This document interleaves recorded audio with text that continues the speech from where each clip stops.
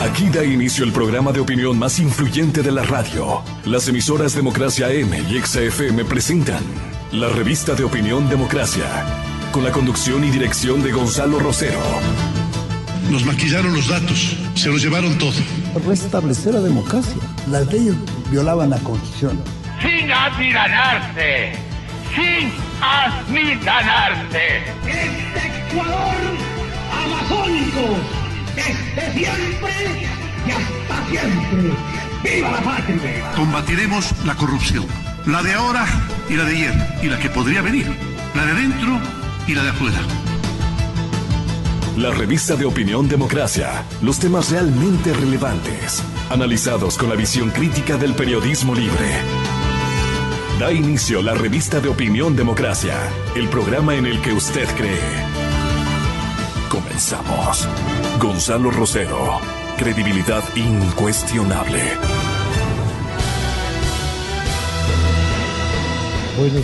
Buenos días, estamos iniciando. Gonzalo Rosero no nos acompaña, les habla Francisco Rocha y estamos en línea telefónica con el señor doctor Ramiro García. Doctor García, buenos días.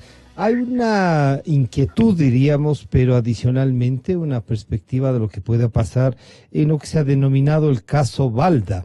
Queríamos consultarla a usted. ¿Qué perspectivas y decisión podría tomar la jueza el día de hoy? Ha habido lo que se suele decir una onda expansiva en las redes sociales sobre lo que esto podría acarrear en el caso Balda, la decisión de la jueza el día de hoy. ¿Cómo mira usted? Buenos días, doctor García. Buenos días, Francisco. Un saludo para todos los oyentes. Bueno, la jueza tiene dos opciones. O llama a juicio o dicta el sobreseimiento. El sobreseimiento significa desechar la acusación de fiscalía y ratificar la inocencia de los procesados. Entonces, bueno, hoy se verá si llama a juicio a uno, a varios o a todos los procesados en este caso denominado Balda. Usted diría que de lo que ha visto y como de su experiencia, el proceso genera ¿qué perspectiva? Usted nos dice la jueza puede tomar una de estas dos decisiones, pero ¿a cuál se inclinaría? Esta sensación de impunidad genera estas decisiones, ¿no? Bueno, yo creo que como han ido las cosas y con la evidencia que se ha presentado dentro de este caso, me atrevería a pensar que la jueza va a llamar a juicio. Evidentemente, pensar que los señores Chicaiz y Falcón actuaron de oficio y por su propia iniciativa para organizar todo un operativo de secuestro al señor Balda y que encima de eso además tuvieron el poder suficiente como para disponer de fondos públicos sin orden superior, y yo creo que es un poco descabellado, por no decirlo de alguna otra manera. Pero, entonces, evidentemente hubo alguien arriba que dispuso la realización de este operativo, que de acuerdo a estas mismas personas, pues era el señor Correa. Así que me atrevería a pensar que existe elementos de convicción suficientes como para que esto se discute en juicio, en donde además se presentarán ahí sí las pruebas con todos los estándares que establece la Constitución. Doctor García, el juicio llevado en Colombia y la sentencia, por lo tanto, en Colombia, de que sí existió este caso, o sea, no estamos hablando de algo que se tiene que probar, como usted lo ha dicho, ya hay ahí un dato expreso. Lo que habría que ver es qué tipo de participación. ¿Cómo podría ser vinculado el expresidente con esto de que hay Falcón y Chicaiza? Sostienen que hablaron con el propio presidente, ¿no? Exacto, es decir, el secuestro ya no se discute. El secuestro hubo y eso está claro. Y esto ya además se estableció por la justicia colombiana en sentencia ejecutoriada.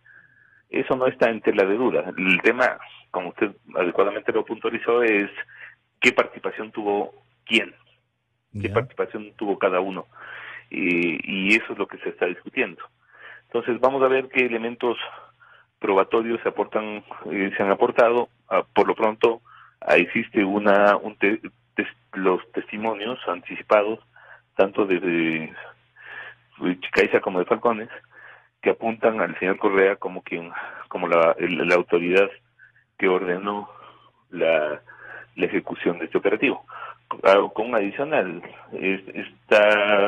estos dos exfuncionarios se dirigieron al mismo señor Correa pidiéndole ayuda y comentándole sobre el operativo, un operativo que del texto de las cartas enviadas a él, evidentemente él no solo que tenía conocimiento, sino que hubo participación ahí, y bueno, todo esto tiene que ser valorado hoy por la jueza Camacho a la hora de decidir si lo lleva a juicio o no al señor Correa. Doctor García, el Colegio de Abogados de Pichincha cobró nuevas fuerzas, nuevos bríos con su presidencia y el equipo de abogados que lo acompaña. ¿Qué pueden hacer ustedes? Usted mismo ha sido convocado a ayudarle al país para que estas incertidumbres que se generan, para que no se hable de presiones, para que sean los hechos los que puedan juzgar los jueces y no las presiones políticas de unos y otros lados. ¿Qué hacer, doctor García? Bueno, lo primero que se tiene que hacer es no replicar los errores del pasado. Le agradezco mucho sus generosas palabras. Creo que el Colegio de Abogados está viviendo una nueva etapa y yo creo que ese es el reto de la sociedad civil, el replantearse, porque de lo contrario, si seguimos haciendo las mismas cosas, vamos a tener los mismos resultados. Entonces, en el Colegio de Abogados hemos entendido que si queremos tener una profesión diferente, si queremos tener una abogacía renovada y reforzada, tenemos que hacer las cosas diferentes también. Entonces, estamos, digamos, dentro de esa dinámica. Yo mismo ahora estoy con licencia del colegio, está encargada la presidencia, mientras participo en la comisión de selección de jueces de la Corte Constitucional. Cosa que se tiene mucha expectativa y esperanza. No vaya a pasar lo que nos ha pasado en otras cosas y en algunas ternas que daban vergüenza. Bueno, yo creo que sin miedo a equivocarme, creo que podremos tener la mejor Corte Constitucional que hemos tenido en el país en la historia. Entonces, una Corte Constitucional elegida con total transparencia, juego limpio, eso es fundamental.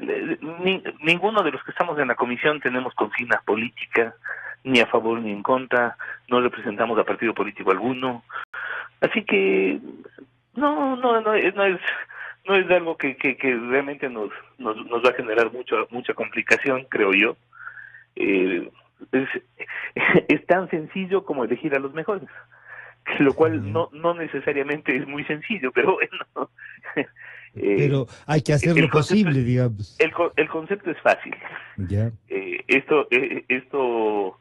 Esto implica, pues, escoger a los de mejor formación, a los que nos pueden garantizar un mejor desempeño en una judicatura constitucional, y por ahí va la cosa. Doctor García, muchísimas gracias por estas apreciaciones. Estaremos en contacto ya para que nos visiten los estudios.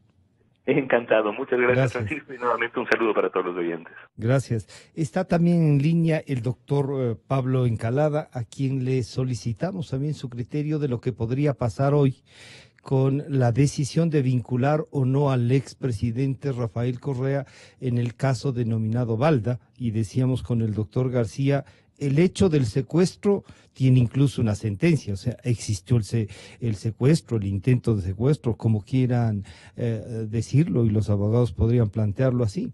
Pero ¿qué podríamos esperar de la resolución de la jueza? Bienvenido, doctor, buenos días. Buenos días, Francisco, buenos días a todos sus radioescuchas. Yo creo que el llamamiento a juicio del expresidente Correa está cantado.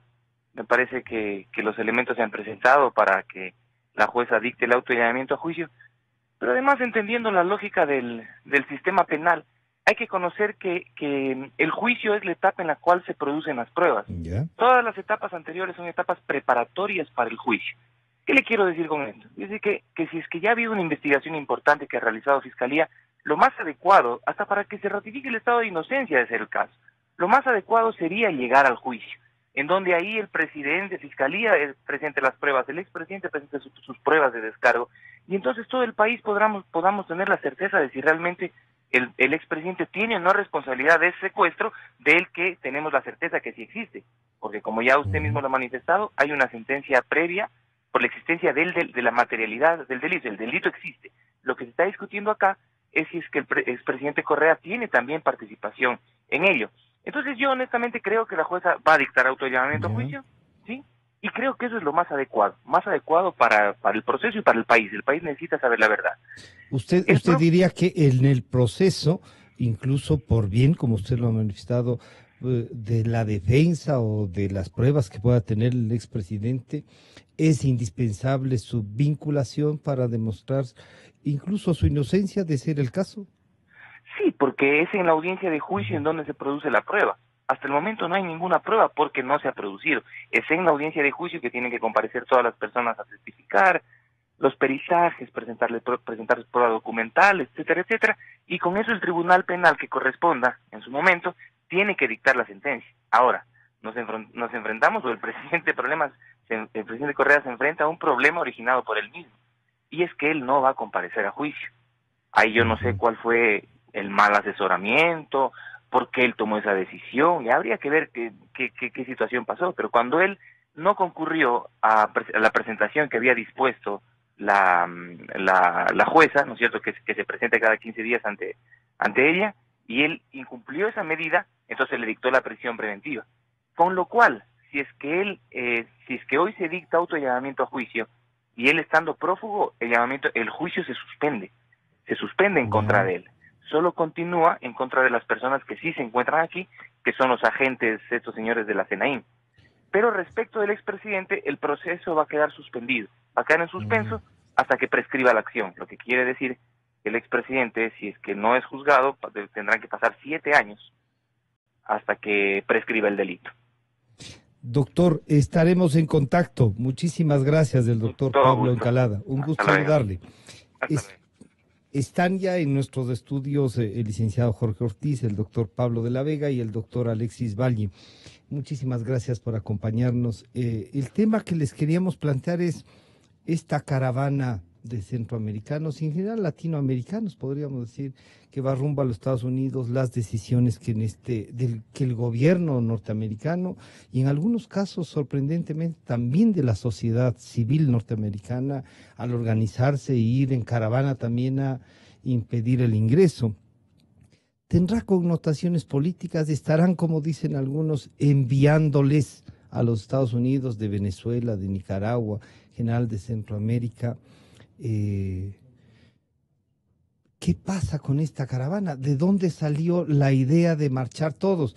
No de ir a Venezuela, no de quedarse yo diría, en Cuba o sea, en estos gobiernos que generan la felicidad por decreto.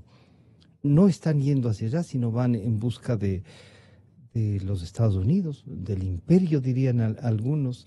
Así es que este es el primer planteamiento, porque después sí quisiéramos que nos den una idea también del efecto que puede causar la elección del señor Bolsonaro en el Brasil. Le doy la bienvenida al doctor Alex Valle. Bienvenido, doctor. Coméntenos una primera apreciación de esto de la caravana hacia los Estados Unidos. Bueno, muy buenos días con todos. Muchísimas gracias por la invitación. Efectivamente, el tema de la migración a Estados Unidos no es nada nuevo. Lo nuevo es, digamos, esta migración masiva que está produciendo en la actualidad y que creo que responde a diferentes factores, ¿no? No solamente, digamos, el tema político, ¿no? En diferentes medios se ha leído, por ejemplo, el tema de la extrema pobreza o de la extrema violencia que sufren en Centroamérica por las maras, por ejemplo, y otras pandillas, ¿no? Ha hecho que muchísima de la gente quiera migrar y, claro, el sueño americano, llamado así por décadas, ha hecho que muchísimos latinoamericanos se dirijan a los Estados Unidos. Entonces yo creo que esto, digamos, un poco conmocionó no solamente a la ciudadanía, digamos, sino especialmente a las víctimas de la pobreza para realizar este éxodo, ¿no? Y claro, lo que estamos viendo ahora por parte del gobierno norteamericano, ¿no? Claro, por supuesto, también dentro de las capacidades soberanas que tiene, ¿no? Las restricciones de la frontera, pero un poco lo riesgoso que se nota ahí, que ya pasó tanto en 97 con Ronald Reagan, en 2006 también con George Bush y 2010 con Obama, es la militarización de las fronteras.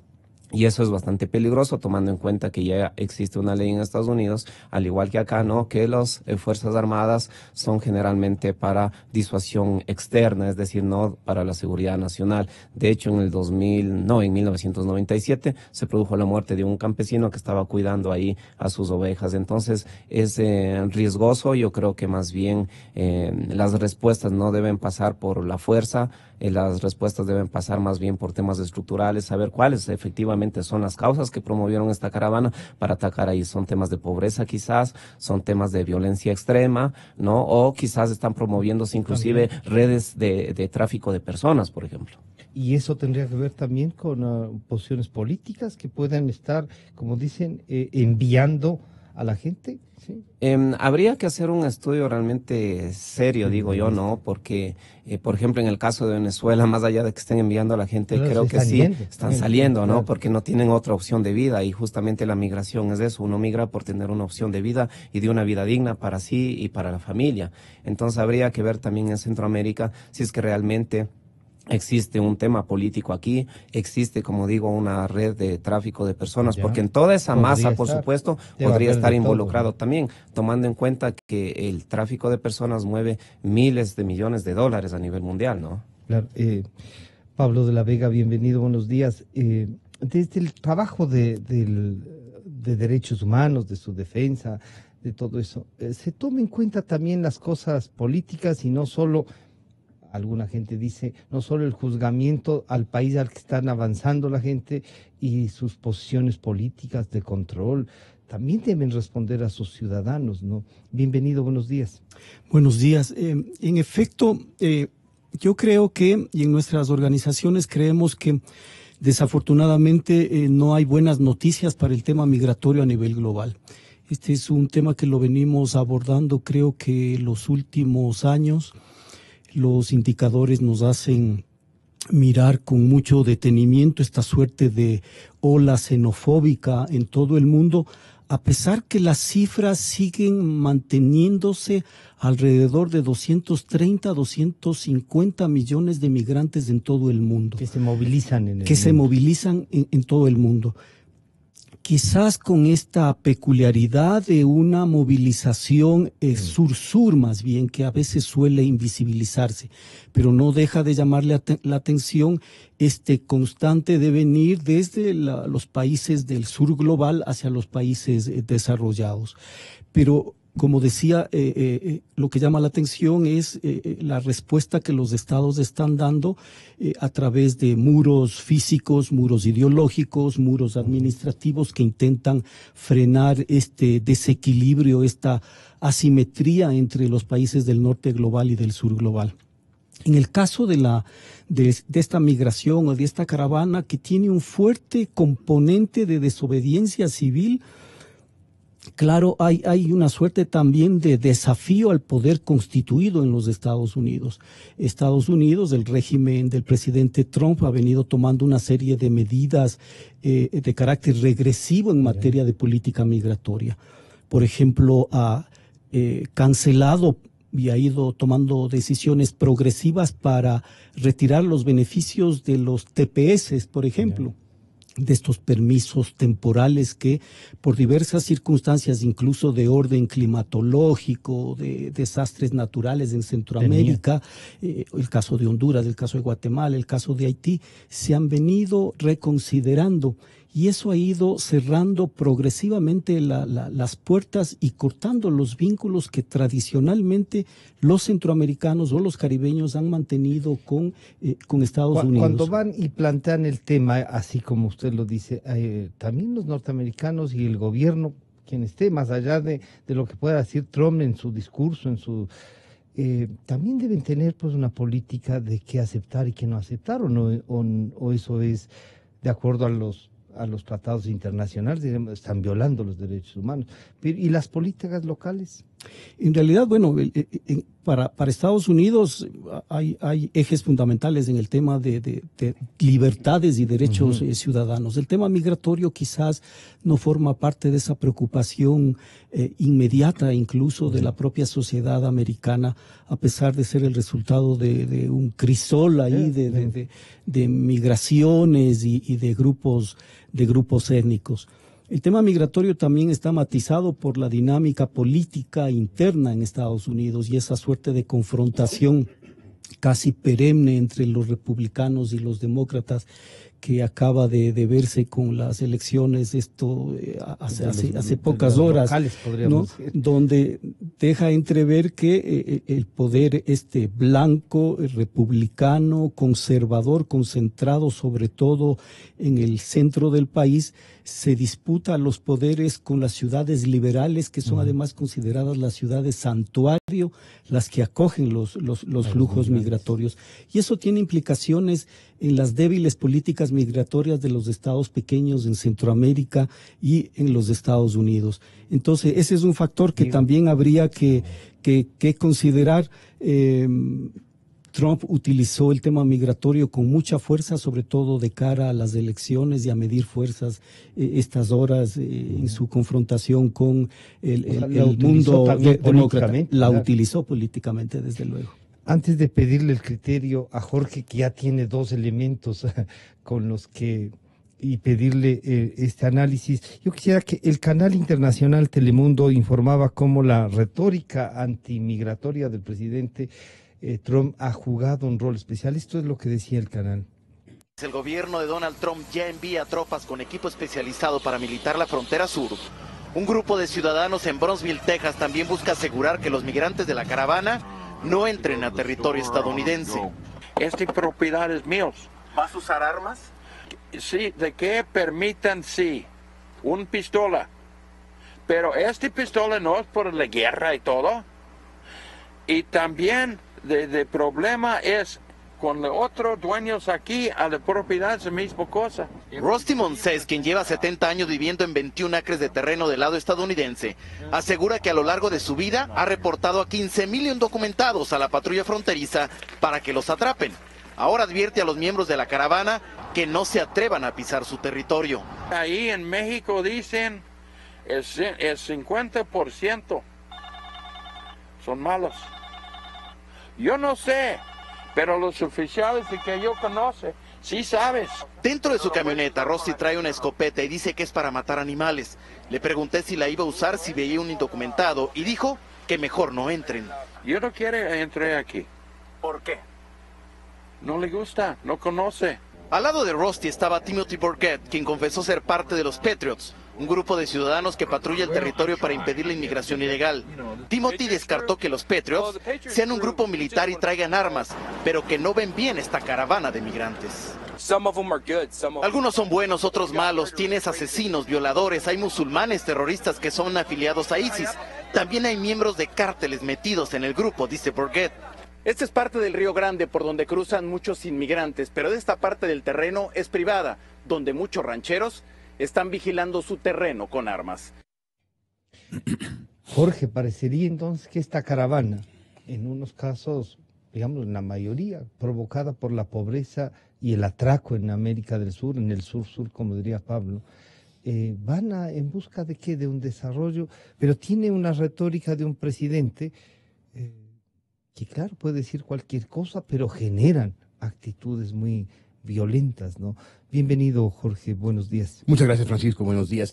Bueno, yo estoy convencido que el presidente Donald Trump, desde que asumió el poder en enero del año pasado, ha exacerbado todas las pasiones en los Estados Unidos y ha generado muchas de estas reacciones. Yo creo que la derecha conservadora norteamericana, la radical, porque no todo es del Partido Republicano, el Partido Republicano hay alas, y el ala que una época fue el Tea Party, hoy se ha aglutinado en torno a Trump.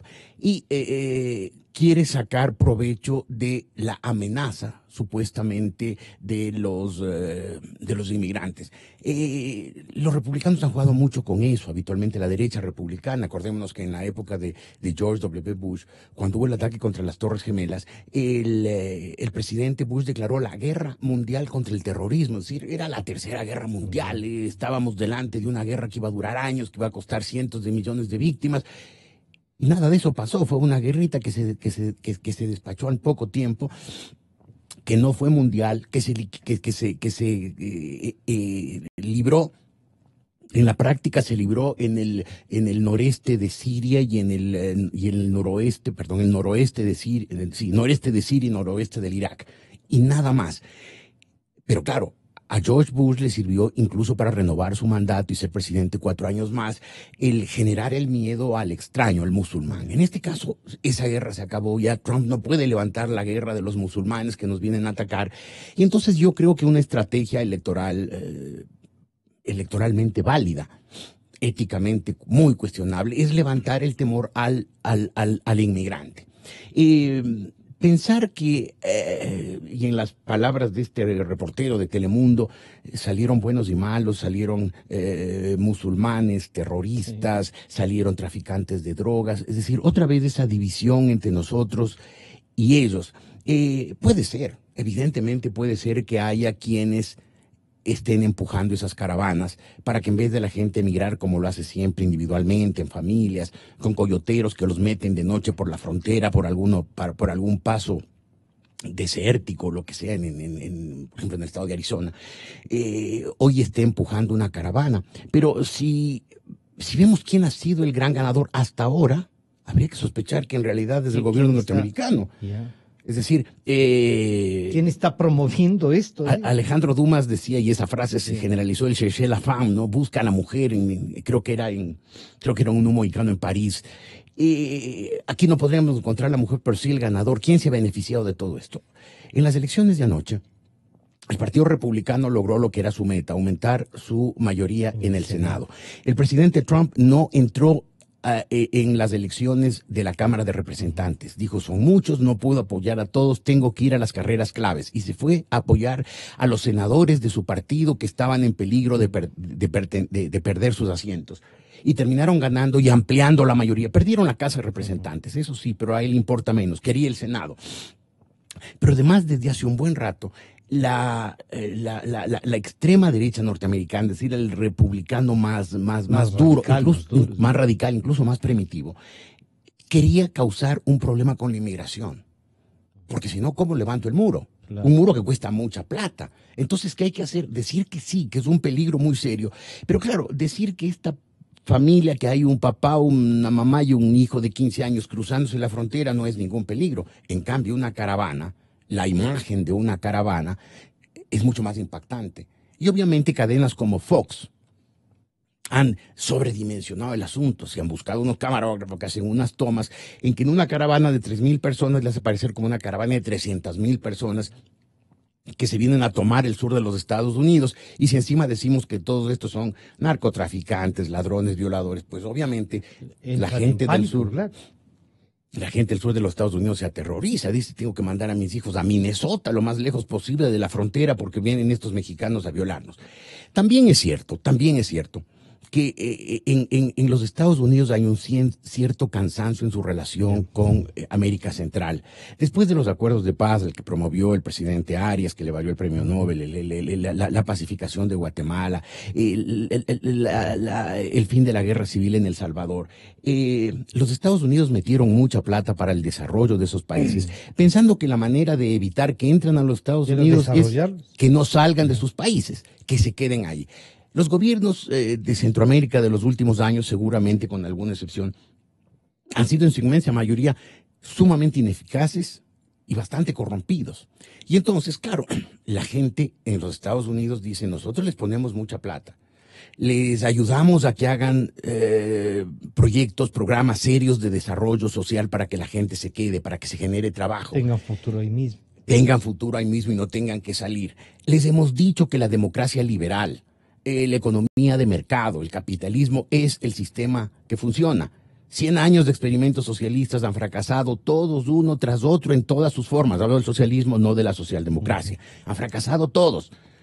Y estos persisten en proyectos socializantes. Estos hondureños tuvieron un Zelaya y Zelaya sigue siendo un protagonista. Panamá tuvo su comandante Torrijos. Es decir, dicen, les hemos dado plata, les hemos mostrado el camino del desarrollo y estos se empeñan en seguir con proyectos socializantes y robándose la plata. Entonces, no podemos seguir con estos y tenemos que generar una situación en la cual la gente de los Estados Unidos propensa a recibir inmigrantes, porque es un país de inmigrantes. La mayoría de los americanos son por lo menos nietos, si no bisnietos o tataranietos de inmigrantes. La gente es propensa a recibir gente de otros países. Tenemos que darles una política de choque. Y la política de choque es demostrar que la inmigración no es la llegada de gente desesperada a buscar trabajo y seguridad, sino que son ladrones, narcotraficantes, terroristas que vienen a ocupar nuestro país y devastarlo. Doctor Valle, dicho esto entonces, América Latina debería tener una posición que negociar frente a esta caravana que se va a los Estados Unidos, los gobiernos centroamericanos también asumir su responsabilidad, el gobierno de México. ¿Qué deberíamos hacer? Bueno, ¿habrán ecuatorianos en la caravana? Vamos a preguntarle a Pablo. Seguramente capaz, no, sí, no ha habido, digamos, reportes hasta ahora, pero puede ser. En temas de migración se habla también no solamente de las fronteras, sino de fronteras externas. Y Estados Unidos, como bien ya lo ha dicho don Jorge Ortiz, ha tenido ya varias negociaciones con gobiernos de Centroamérica y muchos gobiernos de Centroamérica se han convertido en fronteras externas. Es decir, se ha dado dinero a estos países para evitar que sus flujos migratorios lleguen a Estados Unidos, no solamente para proyectos, sino también incluso para también tener en sus fronteras, ¿no?, ciertos resguardos para evitar y controles que lleguen, por supuesto, a los Estados Unidos y que esto no sea tan fácil. Pero claro, la migración también, a nivel de muchísimos estudios, ha mostrado que por más que se ponga mayor seguridad, se ponga mayor fuerza pública, no va a limitar ni va a disminuir a cero, digamos, estos flujos. Lo que pasa más bien es que la migración se hace más peligrosa y más costosa. Más peligrosa porque hay más controles, se van a buscar pasos clandestinos, lugares por donde normalmente no se pasa o es peligroso, y también, claro, las redes también de tráfico de personas cobran muchísimo más dinero para realizar este tráfico. Entonces yo creo que debe estar ya, digamos, ahora con mayor preocupación Estados Unidos revisando la política que tiene con los países centroamericanos, porque vemos que no ha funcionado definitivamente este tema de las fronteras externas. Y por otra parte, coincido totalmente de que a nivel político es sumamente eficaz el discurso del otro, el satanizar, el demonizar al otro, y no solamente lo utiliza el gobierno de Estados Unidos, sino lo han utilizado todos los gobiernos. Y hay muchísimos autores, como un holandés que se llama Reiner Babog, quien dice que normalmente cuando existe en un país ineficacia en el tema de la economía, ineficacia en el tema de la seguridad interna, lo más fácil es culpar al otro, al extranjero, diciendo, mire, el otro es peligroso, y ese discurso desgraciadamente pega en la sociedad y vemos que está funcionando.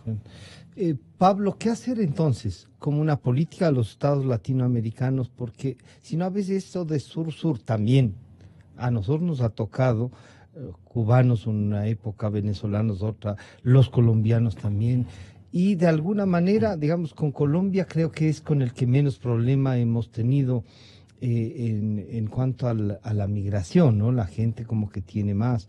En su época fueron chilenos también, y todos tienen una condición política. La defensa de los derechos humanos, ¿cómo se puede trabajar con esto para hacer una propuesta?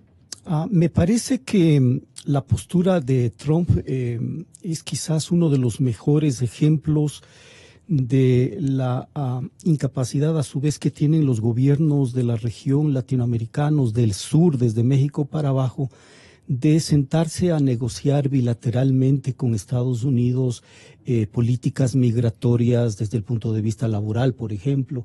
Con Canadá nos ha ido bastante bien esta suerte de migraciones laborales de carácter temporal, que no son lo ideal, pero que en todo caso garantizan una serie de derechos, de ejercicios laborales a una serie a un porcentaje bastante importante de la población laboral de América Latina.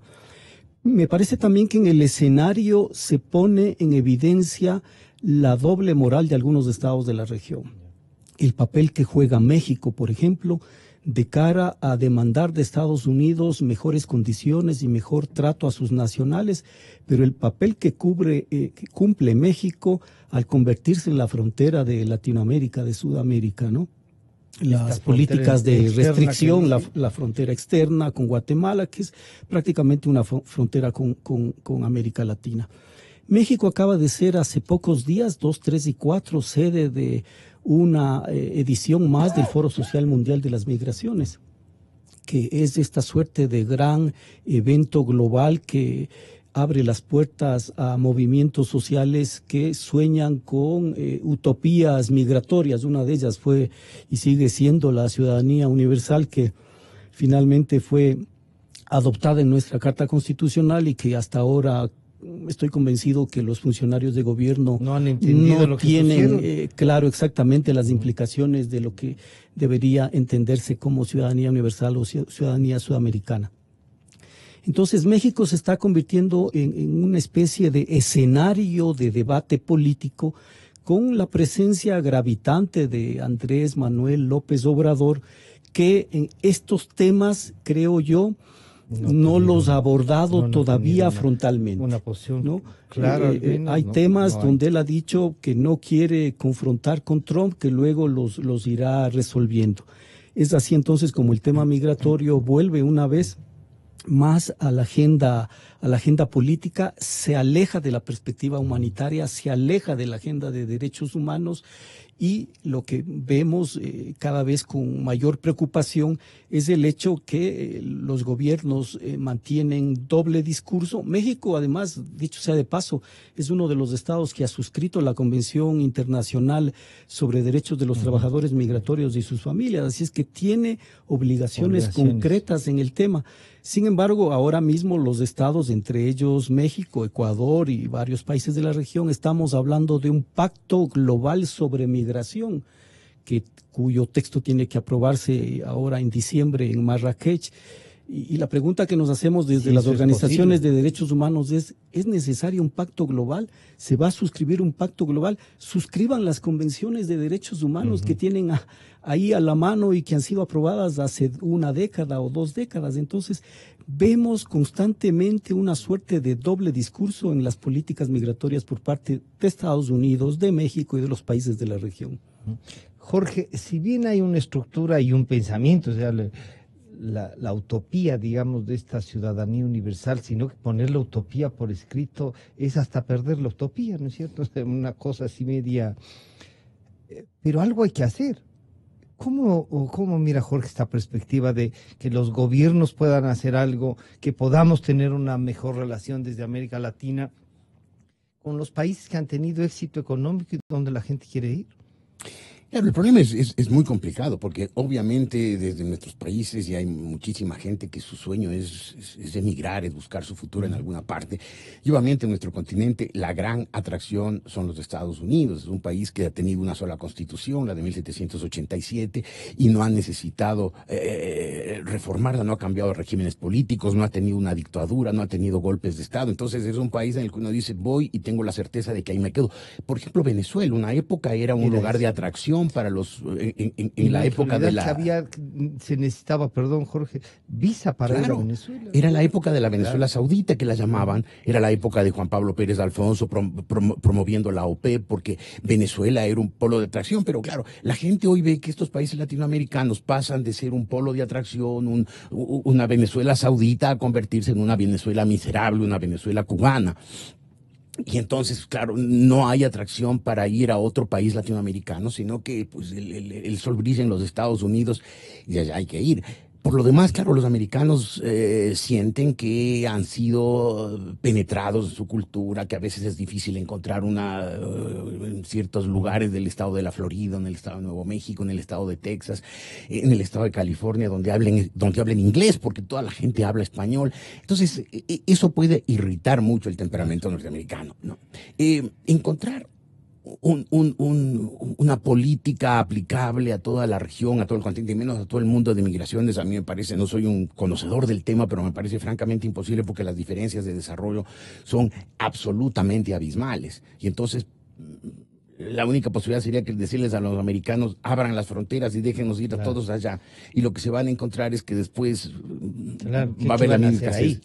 Yo lo que veo es que el populismo ha arraigado tan fuertemente que ahora tenemos una serie de líderes que exacerban las pasiones. Trump claramente lo hizo. Jair Bolsonaro puede ser el siguiente.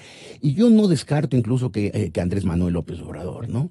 Él ha oscilado entre un socialdemócrata serio y un populista demagogo de izquierda.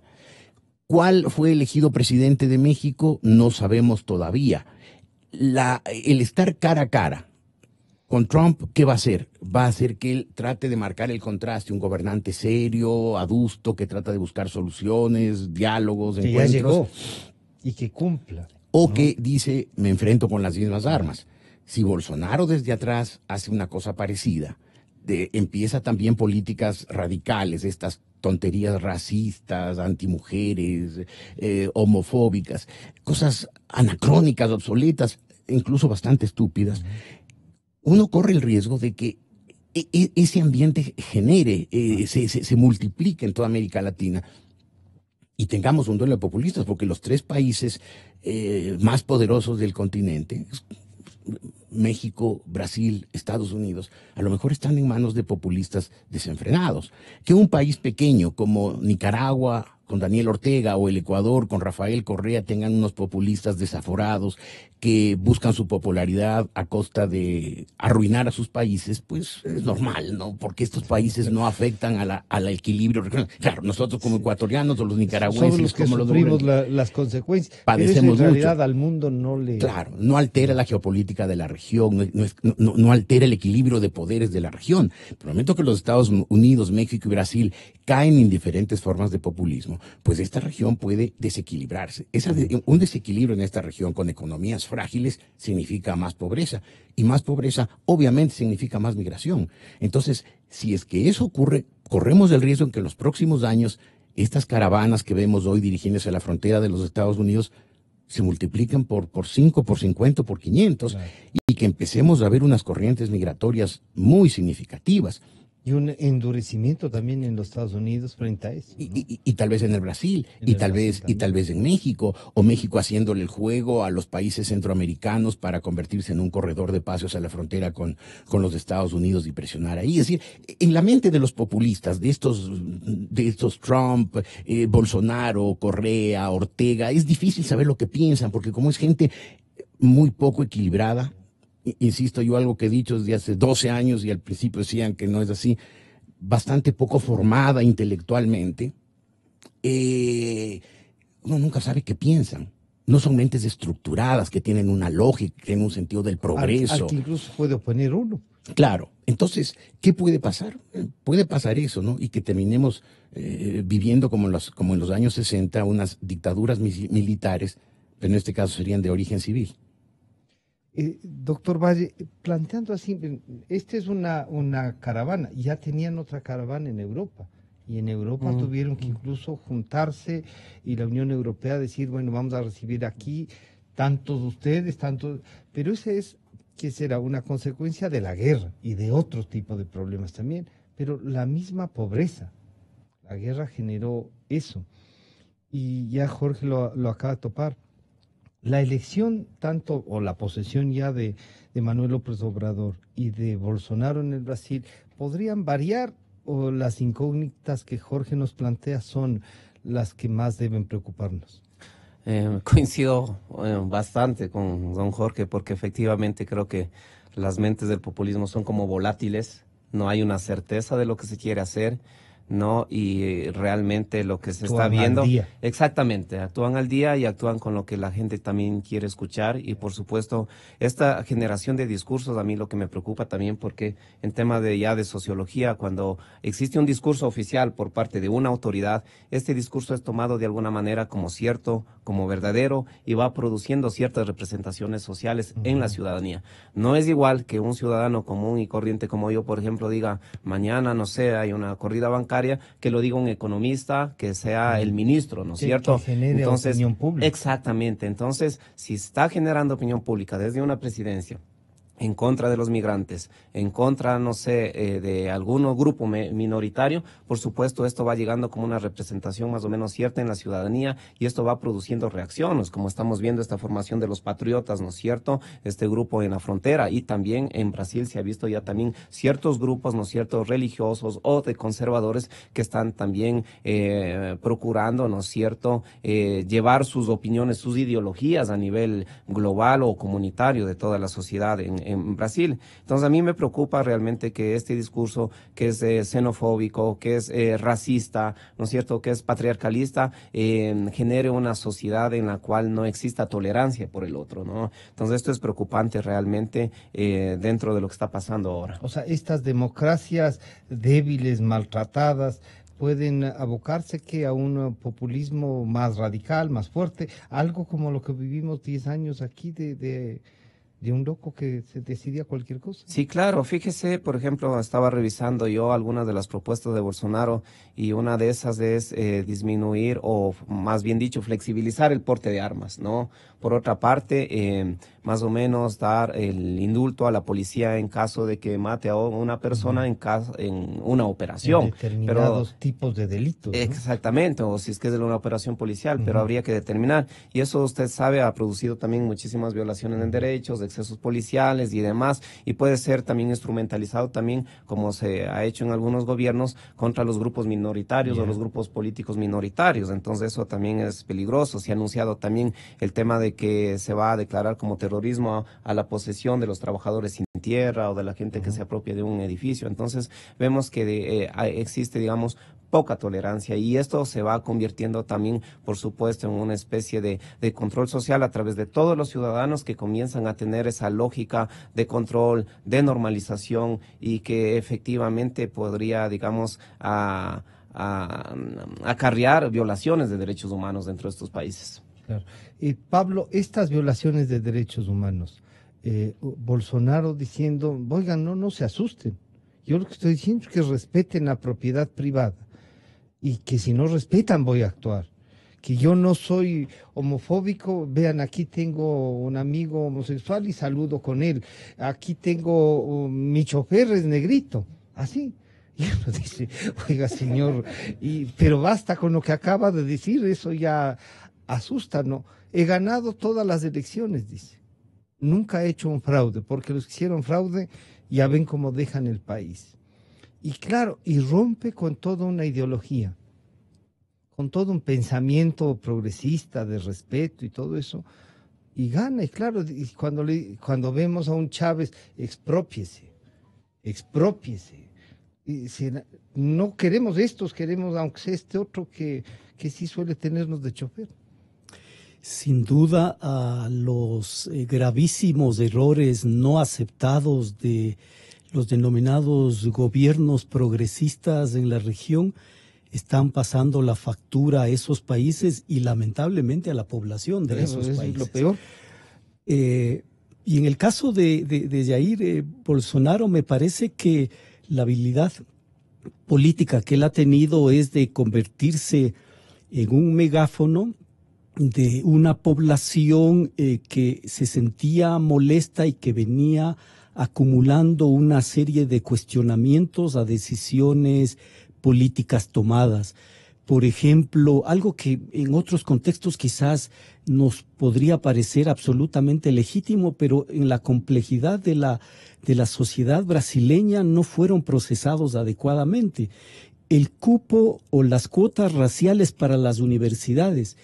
Quizás en nuestro contexto no es un tema de debate, digamos que hay amplitud, tolerancia, que no nos permitiría iniciar un debate de esa naturaleza en el contexto ecuatoriano. Pero no hay que olvidarse que aquí dijeron que vale 2 puntos por eso, que es un tema positivo, una acción positiva. Una acción afirmativa. Y uno dice, ¿será necesariamente una acción afirmativa decirle que por reconocerse tal cosa tiene 2 puntos? Pablo, bueno, esos extremos... Ahí habría que mirar exactamente cómo los estados promueven las acciones afirmativas y esas decisiones, en lugar de ser potenciadoras de una serie de circunstancias que han creado discriminación en ciertos sectores sociales, más bien lo que hacen es volver a consagrar una nueva diferencia, una nueva discriminación. Yo, por el hecho de no considerarme indígena, estoy perdiendo la oportunidad de tener 2 o 3 puntos más en determinado concurso. Entonces, sí habría que hacer una valoración. Misma, ¿no? ¿De qué ha pasado con eso? Habría que tener una valoración más detenida. Entre Bolsonaro y López Obrador, que ha tenido muchísimo cuidado en no topar estos temas, pero ya está. Ahora le va a tocar ejercer el poder. Y claro, Jorge nos dice, podría volverse o un aliado o utilizar una confrontación que puede devastar también todo, ¿no? Está lo que sí nos ha dicho, está en contra de varios tratados y que el Tratado de Libre Comercio lo va a volver a tratar, valga la redundancia. Hay algunos elementos que quizás pudiéramos atrevernos a decir que son similares entre Brasil y México. El tema de las Fuerzas Armadas. Bolsonaro, al ser incluso un ex oficial de las Fuerzas Armadas brasileñas, entiendo que él fue capitán en su momento, canaliza cierto sentimiento nacionalista de las Fuerzas Armadas de Brasil. En México, tradicionalmente también hay una cultura nacionalista. En el caso de las Fuerzas Armadas de Brasil, hay un antecedente no muy bueno en torno a temas de derechos humanos. Las Fuerzas Armadas mexicanas y particularmente la Marina están absolutamente implicadas en violaciones sistemáticas a los derechos humanos y a hechos gravísimos de corrupción, están permeadas por el narcotráfico. Entonces ahí estos 2 líderes políticos tienen desafíos concretos frente a ciertas instituciones que son claves en la construcción democrática de estos países. Pero también quizás existen algunas diferencias. El papel de las iglesias fundamentalistas en Brasil, que finalmente son las que potencian la candidatura de Bolsonaro, me parece que habría que analizarlo con mucho detenimiento. Su ascenso progresivo en el escenario político, que lo vamos viendo además en determinados países. Costa Rica también tuvo como finalista a un pastor de línea fundamentalista.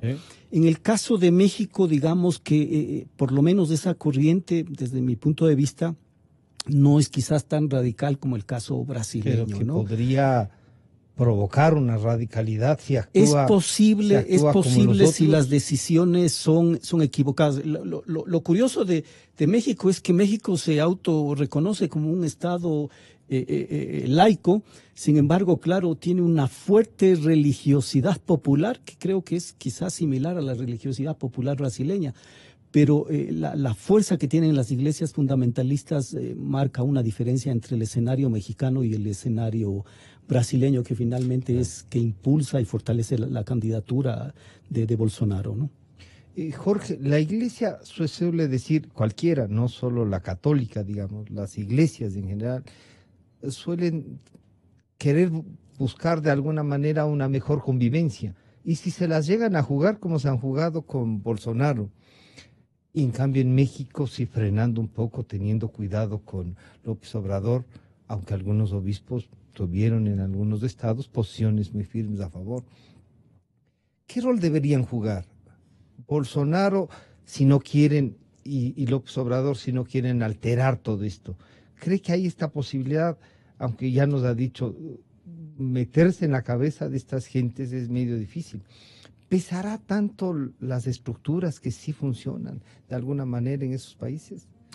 Yo creo que la institucionalidad en general de estos países es muy frágil y concretamente creo que la Iglesia Católica y parcialmente las iglesias reformadas han perdido protagonismo político, igual que han perdido las Fuerzas Armadas. Hoy resulta descabellado pensar en un golpe de Estado. Hay gente que dice los venezolanos, de las Fuerzas Armadas venezolanas, y aún así donde tienen un país que se les cae a pedazos y que hay que ser claro, y que hay que ser un idiota como Rafael Correa para defenderla. Las Fuerzas Armadas no intervienen, ya no son actores políticos, lo cual por lo demás no está mal. Está bien que seamos los civiles quienes participemos en la política y quienes resolvamos las contiendas civiles por los caminos institucionales. El problema es que estos populistas que están teniendo tanto éxito en estas épocas son básicamente, o se han presentado básicamente como antisistema. Uno ve a Trump en los Estados Unidos. No era el republicano clásico, un conservador, un defensor de los valores tradicionales, de la familia. Era un tipo que se iba contra todo el establishment norteamericano y que hizo que quienes primero se preocuparan fueron precisamente los republicanos que decían, este loco. Después, servilmente se acomodaron porque sabían que su reelección y su continuidad en la política dependía de su cercanía. Pero el establishment republicano estaba muy preocupado con un tipo como Trump. Bolsonaro yo creo que no es, como mucha gente cree, una reacción contra el Partido de los Trabajadores. El Partido de los Trabajadores hizo un buen gobierno con Lula y un pésimo gobierno con Dilma Rousseff. Pero como se presentaba, era no solamente contra la corrupción del PT, era como en la Argentina en el año 2000, que se vayan todos. En ese que se vayan todos votaron por el único que parecía venir de afuera, que no tenía nada que ver con el establishment brasileño, y ese fue Bolsonaro. De alguna manera Manuel Andrés López Obrador fue lo mismo. Andrés Manuel, él, recuerden ustedes, cuando perdió la elección, creo que en el año 2006, hizo la parodia de nombrar un gobierno en la sombra y se fue a instalar, creo que en el Zócalo o en algún lado, y estuvo ahí como 2 meses. Una cosa que lo presenta como un populista bastante poco sensato. Después se dio cuenta que no eres el camino, seguramente se consiguió un buen consultor político que le dijo, por ese camino no vas, pero también era de alguna manera un antisistema. No era el PRI, no era el PAN. Y no era tampoco el viejo PRD de Cuauhtémoc Cárdenas, era una cosa completamente nueva que llegaba a patear el tablero. El Brasil tenía candidatos válidos. Uno le oye a Gerardo Alckmin y dice, este es un tipo serio, es un socialdemócrata moderno, europeo, proveniente de un partido, el Partido de la Socialdemocracia Brasileña, que tenía el antecedente maravilloso de los 8 años de gobierno del presidente Fernando Henrique Cardoso. Entonces, Alckmin tuvo 4%. Es decir, uno se da cuenta que la seriedad no da votos, entonces, Jorge. No da, claro. Y claro, estos candidatos antisistema, el problema que tienen es que no ofrecen nada a cambio. Recuerden a Rafael Correa, ¿no? Rafael Correa cuando se venía presentó de afuera, pero tomándose 35 años de trabajo de muchísima gente. Y además hubo propagandas como esa de que en el ascensor del Congreso iban unos payasos. Sí. Estaba diciendo el sistema político no sirve, y claro, sacó a los payasos que él los llamaba y los reemplazó por unos tipos serviles que eran los manteles, y desde ahí controló el poder y fue un autoritarismo devastador durante 10 años y medio, que se llevaron el santo y la limosna. El problema es ese, ¿no? Porque uno ve lo que pasaba, por ejemplo, en Europa en los años 20 y 30. Había un nacional corporativismo, un nacional socialismo, un nacional fascismo que planteaba cosas. Mussolini planteaba sus cosas, Hitler planteaba las suyas, la falange española, el franquismo planteaba lo suyo, Oliveira Salazar en el Portugal. Estos, cada uno va por su lado, disparan para cualquier parte, y uno dice, si es que un membrete juntos. Claro. Si el populismo se genera, vamos a caer en el caos. Si triunfaban los nacionalismos populistas en la Europa de los años 30, hubiéramos tenido generalizado en Europa y tal vez en el mundo un régimen nacional socialista regido por Alemania y todo lo demás, pero sabíamos cuáles eran sus pautas. No nos gustaba ninguna, pero sabíamos a dónde iban. Pero con estos populistas actuales, uno no sabe para dónde van los tiros. ¿Cómo va a gobernar Andrés Manuel en México? No tenemos la menor idea. Jair Bolsonaro se moderará. Era un candidato que decía las tonterías que decía porque había gente irritada con el sistema y con la corrupción y con el fracaso y con la crisis económica y con la crisis de seguridad, que le gustaba que venga un sheriff de la frontera a poner orden a tiros. Pero ¿cuál es el Brasil de Bolsonaro? No tenemos la menor idea. ¿Cuál es el Brasil, los Estados Unidos con que sueña Trump? Tampoco sabemos. Evidentemente, el Ecuador con que soñaba Rafael Correa, él es de emperador y un montón de siervos haciéndole venias. Es decir, no proponen nada a cambio del sistema que cuestionan. Cuestionan el sistema y dicen, el remedio contra el sistema soy yo. No es este sistema, soy yo. ¿A dónde vamos con el yo de cada uno de estos? Entonces a mí me preocupa mucho lo que va a pasar en los próximos años en América Latina, porque evidentemente las estructuras institucionales llenas de insuficiencias, deficiencias y todos los problemas que les vayan, que ya sabemos, por lo menos es algo así como el malo conocido. El problema es que no nos plantean cuál es el bueno por conocer, sino que simplemente vienen estos redentores como que estuviéramos en la primera mitad del siglo XIX, los caciques, el Facundo Quiroga de la Argentina o el Juan Manuel de Rosas, que vienen a ofrecer que ellos van a hacer la solución sin plantear nada a cambio. Y esa incertidumbre puede ser devastadora para un continente que necesita estabilidad para con estabilidad progresar. El Ecuador ha de tener que tomar una decisión también frente a eso. Yo les decía, habrá, y no sé, Pablo, luego si hay gente ecuatoriana en esta caravana también. Es posible que sí lo haya. ¿Qué debería hacer el gobierno ecuatoriano? ¿Puede plantear algo frente a esto al gobierno norteamericano? ¿Una política latinoamericana, como nos decía Pablo, frente a eso, doctor?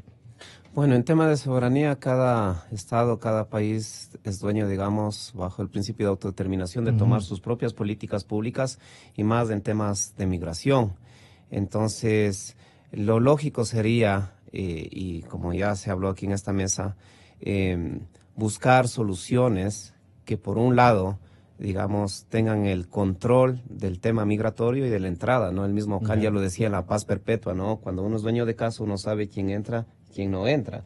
Entonces, claro, plantear tampoco fronteras abiertas sería un poco, digamos, lo más apresurado, utópico, desde el punto de vista también, bueno, dejo entrar a todos y qué política pública planteo, qué les ofrezco también, ¿no? Entonces, creo que tendría que hacerse, digamos, de una manera digna, con respeto a la materia de los derechos humanos, por supuesto, pero también tiene que generarse un espacio, por supuesto, de control por parte de los diferentes países, ¿no? Porque si no, ¿cómo genera usted una política pública adecuada para los nacionales y más aún para los no nacionales? Doctor Valle, ¿y en la cátedra cómo discuten? Cuando tienen una carta constitucional que dice que aquí sí está la ciudadanía universal, y claro, y un poco encuentran unos no nacionales en la calle y ya se asustan y dicen, oiga, ¿qué está pasando aquí?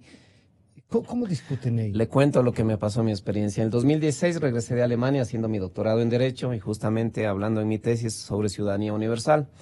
Y a las 2 semanas nada más, ahí el gobierno de Correa, 187 deportados cubanos, ¿no? Que los detuvieron acá en Orulito, y en el cual estuve también en las audiencias que se realizaron cada 20 minutos, 5, como tostadora más o menos, y sin respetar ni siquiera el debido proceso, porque cada vez que se sentaba al lado algún defendido tenía que preguntarle recién cuál es su nombre, qué es lo que pasó. Realmente, digamos, al igual que Pablo, coincido, no tuvieron, creo que, la conciencia necesaria de saber qué es lo que están poniendo en la Constitución. Y muchos inmigrantes de Cuba, de Colombia, me han dicho, oiga, ¿por qué ponen esto en la Constitución, esto de la ciudadanía universal? ¿Por qué ponen lo del artículo 40, el derecho a migrar? ¿No sería más consciente de que ustedes nos digan, estos requisitos ustedes son los que necesitan, pero nosotros entremos de una manera seria y sabemos a qué atenernos, y no que nos digan bienvenidos todos y ahora no sabemos qué atenernos o estamos al punto de la deportación? Eso lo han dicho los mismos inmigrantes con los quienes he tenido la posibilidad de dialogar. Entonces, en ese sentido, yo creo que inclusive la actual Ley Orgánica de Movilidad Humana tiene muchísimos rezagos de las leyes del 78. Yo creo que en materia de derecho hay que ser coherente con las realidades, y creo que este es uno de los temas que debería plantearse en materia de movilidad humana. Pablo, las organizaciones de derechos humanos tienen, ¿no?, un rol permanente de asistencia y todo eso. Y claro, lo que nos dice el doctor Valle, los migrantes, bueno, yo vine porque tienen esta carta constitucional, nos parecía que aquí había, y se topan con que nosotros tenemos también casi los mismos problemas, porque el ALBA nos arrastró también. Recordemos que en el 2005, si no me equivoco, Ecuador formalmente, a través de la Cancillería, anunció una política de puertas abiertas. Y nos esa de noticia grupos. Llegó más rápido a los tratantes de personas y traficantes de migrantes que a las propias familias que pudieran haber visto a Ecuador como un escenario para radicarse, para soñar un nuevo escenario en su vida. Y finalmente la administración pública tuvo que buscar alternativas y llegar a acuerdos con 10 países entre africanos y China y Cuba y me parece que con Haití también. 10 países con los cuales hubo que firmar una serie de acuerdos para detener ese flujo migratorio imprevisto, que además tenía como consecuencias encontrarnos en Quito, en los aeropuertos de Quito, de Guayaquil, decenas de ciudadanos de Bangladesh, de Senegal, de Etiopía, abandonados por estos traficantes, ¿no? Este tipo de decisiones hay que tomarlas muy cuidadosamente, de manera progresiva, con enfoque de derechos humanos, de acuerdo, pero respondiendo a la realidad nacional y a la capacidad que tiene Ecuador. Este momento Ecuador, por ejemplo, está sometido a la fuerte presión demográfica venezolana y si bien está intentando responder con su institucionalidad, necesita ayuda, necesita cooperación internacional para una serie de procedimientos desde administrativos, desde capacidad de atención, pero una población que llega buscando protección, que llega huyendo de un escenario crítico como el venezolano, evidentemente está presionando al Estado, a los gobiernos locales, y el Estado necesita ese tipo de ayuda, necesita negociar con países asistencia técnica, asistencia financiera, ¿no? ¿Y cómo se trata el tema desde el punto de vista de derechos humanos, del tema del narcotráfico? Que esta apertura fue el que más ha ganado en el territorio ecuatoriano. Bueno, el narcotráfico sin duda es un delito grave que tiene fuertes implicaciones para los derechos humanos, ¿no? Digamos que el movimiento de derechos humanos es más cuidadoso frente al tema de drogas, ¿no? Desde la perspectiva más bien de salud pública. Y mira con detenimiento algunos experimentos sociales como el uruguayo o algunos estados en la región donde se toman una serie de medidas administrativas y jurídicas para liberalizar y facilitar, digamos, el acceso de determinada población a determinadas sustancias psicotrópicas para uso médico, básicamente, ¿no? O sea, pero frente al tema como un tema de salud, es no más como desde exactamente, más desde la perspectiva de salud, sabiendo inclusive que tomar ese tipo de medidas pudieran afectar estos circuitos de narcotráfico que tienen otro tipo de intereses a través de determinados productos, ¿no? Jorge, enfrentar una política de movilidad con los problemas que tenemos no debe ser fácil, ¿no? Deben estar haciendo, y como Pablo dice, el Ecuador sí está intentando dar una respuesta. Habrán migrantes ecuatorianos, a lo mejor no están en la caravana, pero que sí están haciendo maletas para irse, porque no es que esté fácil la cosa, digamos, ¿no es cierto? ¿Cómo enfrentar esta política ya desde la respuesta nacional? Francamente, yo no tengo una respuesta, no soy un experto en temas de migración, pero lamentablemente desde que el hombre ha migrado.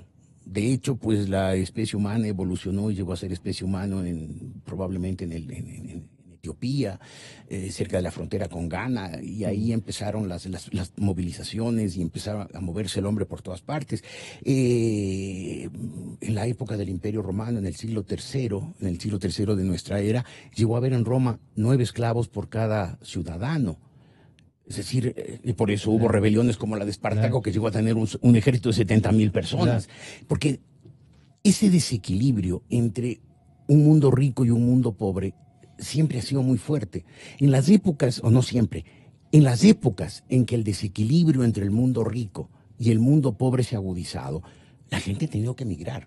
Porque el mundo pobre no significa que vivimos modestamente, sino que simplemente la gente pobre no come, o no tiene trabajo, o tiene que luchar por su subsistencia ni siquiera día a día, hora a hora. Entonces, claro, el momento que uno sabe que hay un país rico, donde hay trabajo, donde hay abundancia, donde la gente vive bien, donde incluso los proletarios son propietarios, pues obviamente es una atracción donde inevitable. La pobreza es otra cosa.